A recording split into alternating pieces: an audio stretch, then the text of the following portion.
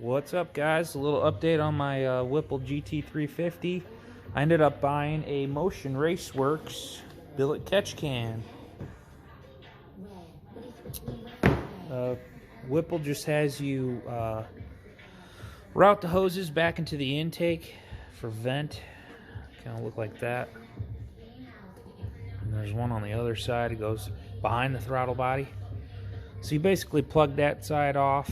I really don't know what you do here yet, so I got to figure out how to plug that. But anyway, this is where I mounted the Motion Raceworks Billet Catch can. So I just utilized the two holes that are on this little reservoir. And I want to cut this bracket back, but I haven't gotten to that part yet. I just need to take a marker and draw myself a line here and cut it. Try to clean up the bracket looking here. It kind of looks funny sticking out like that. But it looks like a good little spot for it. And I just kind of laid this line up here for now, but I think I'm going to route it up and maybe go down somewhere back through there. Try to get it behind the supercharger. Right now I have it laying on top, which doesn't look too bad. And kind of go around through there, and I'll probably somehow get it to sit here like that, maybe with the zip tie. I'm not sure. Try to hold it in place. One zip tie will probably do it. And then I need to put the new fitting in here with a 90. Kind of point it like that or something so it'll just curve down in there. And as far as the driver's side hose, I think I'm just gonna make like a big 180 loop. So I got my 90 on there now.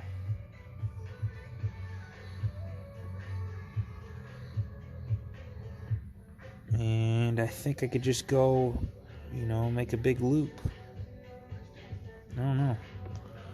This idea I have right now is that, unless I put the 90 here and put a straight there, but I don't think that'll work. Maybe 290. I don't know. I think a big loop might be the answer here. Let me know what you guys think on that.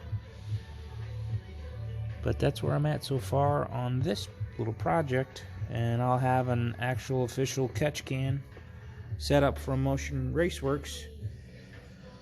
A lot of people say they're good, and I think they're like rated over 1,000 horsepower or something with 2-10s, so it should do the job. And when I want to drain this, it should be super easy. I just try to get the filter off, and there's two screws here, and I'll just undo this, get the hoses off.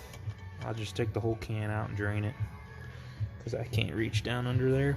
And it'd take 5 minutes to do that. Ain't not a big deal. So that's where I'm at. I think that's a good spot. I looked in, like, trying to put it in the front bumper somewhere. There's just too much stuff in there. The oil coolers. Over here you got the windshield washer bottle. And then on this side I've got the Whipple tank. There's just a lot of stuff going down in the inside there. So unfortunately, I gotta put it up here out in the open. It's kind of nice to hide things sometimes, but in this case, I don't know where else to put it. So I've been waiting on parts to show up, so I kind of haven't been working on this. I removed this fitting right here. It used to go there, and it went over to the valve cover. So this is a 6 ORB fitting with a Viton O-ring. So I got that installed tonight, so I plugged that up. And then I went and I got a Dorman little vacuum caps from O'Reilly, and I needed a 5/8. And and it's right there. That was the little nipple that the hose clipped onto, so I put a nice cap. It fit real snug. I had to put a little bit WD-40 on there to get it to go on. So that takes care of that open hole on the rubber intake piece.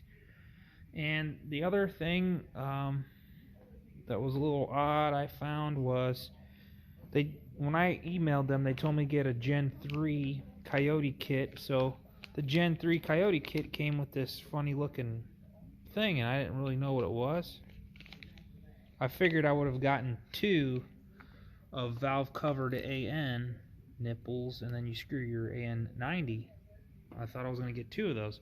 Apparently the Gen 2 kit is that way, but the Gen 3 kit comes with this goofy thing, which has a hole in it on this side, and you're supposed to just push it onto this and it snaps on. So it would look like that. Snap it on there. I don't like it. I think it looks ugly. It's a block, a machined block. So I just ordered another AN nipple and another 90. So I'm waiting for that to come in the mail. So until then, I can't go and cut this hose and get it all fitted in there. I have to wait till my other parts come. And I feel like when I cut this hose here, I'm not going to have enough hose to do my 180 loop over there. I might have to order some hose, and this stuff is expensive. It's like $10 a foot or something. I'll cross that bridge when I get there. Try to make that loop with what I have there, and if I can't, I'll order some hose. Anyway, it's ended up costing me more than $400 for a catch can. At least I don't have to pay labor. Alright, I finished up plumbing the catch can tonight. Didn't turn out too bad. Made my AN hoses. Pretty easy to do. I got this one going up and around behind the blower. And then I just looped the driver's side like that. It's a tight 180. So that's kind of what it looks like. I couldn't get it any tighter than that. And I didn't know how else to do it. I got this plugged off with a cap. I got the bracket trimmed right here, so it's nice and flush. I painted the bracket black, and then on this side I went valve cover to AN with an AN90, and it just swoops back that way. It goes underneath the heater hose and around the back of the blower, and it's not touching the valve cover. It's just kind of hanging out here. That's it. We'll see how it functions.